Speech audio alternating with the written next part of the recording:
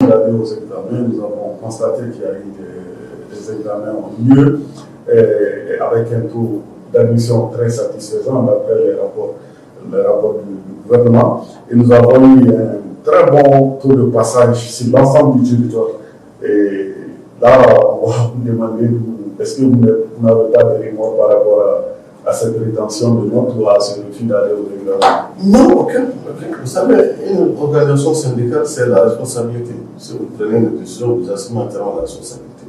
Maintenant, j'espère que je vous demande si vous avez jamais vu un rapport du ministère de l'Éducation où on donne une appréciation négative des rapports de fin d'année. Tout le temps, c'est ça.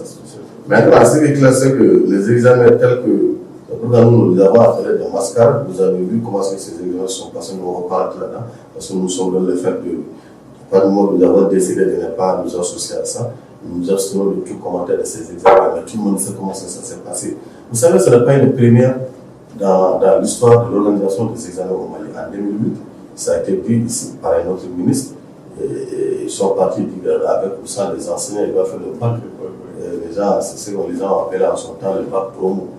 Mais ce même ministre disait après que si c'est là, il ne va pas le refaire. Moi, je pense que pour nous, aujourd'hui, il ne s'agit pas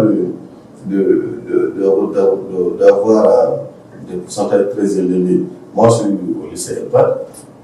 Les élèves qui sont admis ne sont pas tous nos plus grands, disons, j'ai des classes de 10e avec moi. Moi, le lycée, si on continue à ce rythme-là, les 60 à 70% de ces enfants seront exclus à la fin de cette année.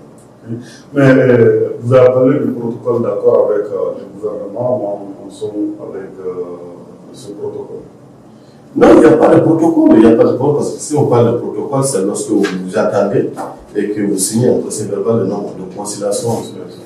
Pour le moment, il n'y a pas eu d'entente parce qu'on n'a pas la même lecture de choses. Le gouvernement est sous la pression, certainement, d'autres organisations syndicales ne veulent pas appliquer la loi de statut de personnes enseignantes, notamment l'article 30. Donc, il n'y a pas de protocole.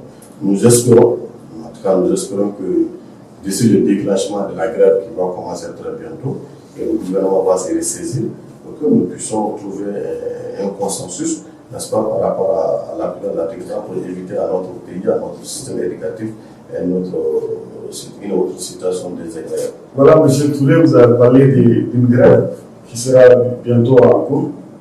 Est-ce que vous pouvez nous en parler? Oui, nous avons déposé, vous savez, le syndicat de l'éducation, chaque fois que, en fonction de l'opportunité de choses, nous décidons des actions et nous les mettons en application. Lors de cette négociation avec le gouvernement, il nous a paru un moment que certains représentants du gouvernement même parlaient au nom des enseignants du Mali. Parce qu'ils venaient même nous dire dans la salle que ce que nous refusons en tant que négociateurs, que nous sommes des radicaux, sinon que la majeure partie des enseignants sont d'accord avec leur proposition. Et nous sommes convaincus que cette thèse était soutenue, je veux dire, en son temps, par certains de nos propres éléments. C'est ce qui nous a mené à aller vers la base. Parce que si vous êtes, comme on le dit à Bomba, de façon littérale, il y a un mec qui est si tu dis que tu es chef, ça veut dire que tu as des gens derrière toi. Et à ce moment, nous sommes allés aux assemblées générales le 25 novembre, partout au Mali. Même à Kidal, où les gens. Est-ce que les autres de l'intérieur sont avec nous dans cette dynamique? Voilà, c'est pourquoi nous, tout ce que nous décidons, nous faisons en sorte que on ait l'assentiment de la majorité des enseignants du Mali. Et aujourd'hui, on peut dire qu'on a plus que la majorité des enseignants du Mali qui sont dans cette dynamique-là. Donc, lors des assemblées générales, nous avons posé une seule question aux militaires. Voici, nous, on demande l'application de l'article 39. Le gouvernement nous propose des primes et des indemnités dont les montants ont été fixés dans les documents de communication qu'on leur a envoyés. Qu'est-ce que vous décidez? Les enseignants nous ont envoyé les PV qui sont venus partout au Mali pour nous dire qu'ils n'ont pas deux demandes. La demande est unique, c'est de nous battre pour l'application de l'article 39 du statut de personne enseignante. Si nous avons à déposer cette grève, des grèves de 5 jours, qui va commencer à partir du 4 janvier pour prendre fin le 11 janvier. C'est 5 jours, mais ça va s'étaler sur 2 semaines.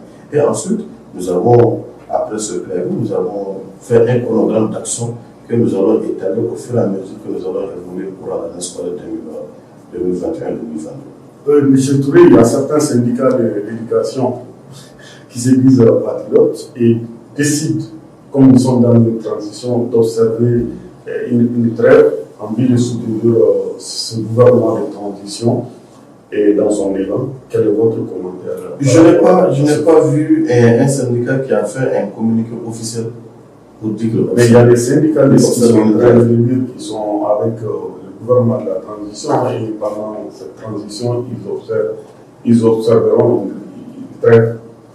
C'est ce que je disais, moi je n'en ai pas vu. Je n'ai pas vu un syndicat qui a écrit officiellement pour dire voici nous sommes en période de transition que j'observe une trêve. Je n'en ai pas vu. Vous savez, si on devait aller à la trêve, je pense que ce sont des syndicats qui ont mis le gouvernement dans cette histoire-là.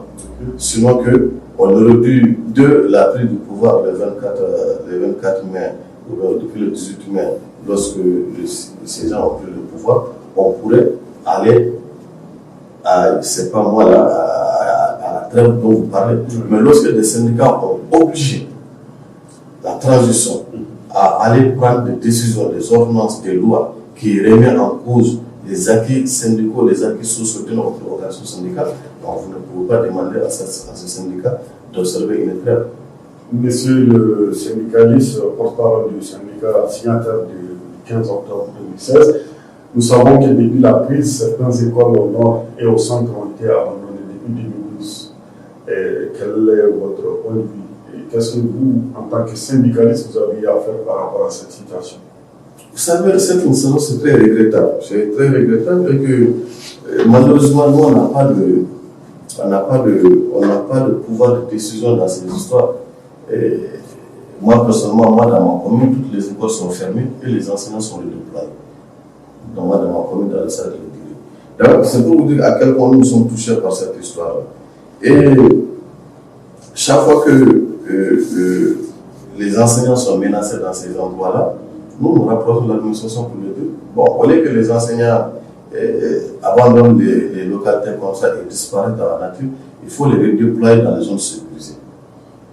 C'est tout simplement parce que dans une zone d'insécurité, l'enseignant n'a pas de fusil, il n'est pas préparé à se battre. Tout ce qu'il peut faire, c'est de dispenser. Récemment, nous avons vu le gouvernement de Kidal qui demande à ses enseignants de gagner les postes qui seront sécurisés. Est-ce qu'il a quelle certitude pour sécuriser les enseignants à Kidal? Vous savez, en 2019, vers la fin des examens, là, on n'a pas beaucoup, on n'a pas participé aux examens. On a des collègues qui étaient à Kidal. Ils sont venus nous voir à la maison de l'enseignant. Après l'apparition des résultats, on est parti les chercher chez eux pour les bastonner. Tout simplement parce que les enfants n'ont pas été admis. Parce que ça, c'est à Kidal-Ville. On ne parle pas de Tessalit, on ne parle pas de Sapamo, Agamo, etc. Là, c'est à Kidal-Ville. Les gens ont été agressés. Qu'est-ce qui nous prouve que si ces enseignants-là partent? Aujourd'hui, il y a des enseignants à Kidal. Et même avant, moi, j'ai communiqué avec des enseignants du public qui sont au lycée public de Kidal. Mais en dehors de la ville, nous, on a une certitude qu'en les envoyant dans les autres localités, qu'ils seront sécurisés. Et ensuite, Kidal, pas seulement Kidal, moi, j'ai dit, les DAE, les gouverneurs, la plupart qui demandent aux gens d'aller, et ils ne sont pas là-bas, ils sont tous logés à Gao. Mais le gouverneur à Kidal, il y a plusieurs services qui sont retournés. Mais il y a beaucoup d'enseignants qui sont en abandon. Non, les enseignants, si c'est s'agit de la ville de Kidal, ou s'il y a une sécurité, les enseignants ne refusent pas d'aller là.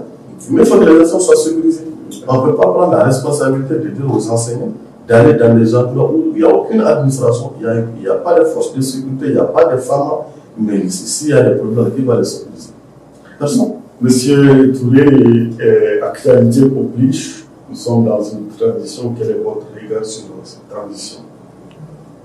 Bon, en tant que saurait être un autre devoir, j'aurais donné mon appréciation en tant que citoyen. Mais ici, si je parle, c'est comme si je parle, je donne voilà, c'est en tant que porte-parole, moi, on n'a pas discuté pour que nous dégageons une idée que je puisse défendre en tant que porte-parole, pas de la transition. La transition est arrivée à un moment où nous-mêmes, nous avons contribué. Parce que tout le monde sait que si le régime d'IBK est arrivé à ce niveau-là, les premiers acteurs qui ont commencé, c'est le syndicat de l'éducation. Nous avons commencé à marcher, nous avons commencé à gréver avant cette histoire de M5 et autres a commencé. Mais ensuite, ils sont venus, c'est les politiques, peut-être qu'ils ont plus de logistique à s'organiser. Ils ont pris notre revendication à un moment donné, qui les a servi aussi d'éléments de communication pour atteindre leur objectif. Entre-temps, moi personnellement, je suis membre de la CDTM. La CDTM est un membre du M5 du RFP. Donc nous avons contribué à la situation. On a notre secrétaire général qui est ministre de l'Éducation nationale. Donc, nous sommes arrivés à ce niveau-là. Mais à part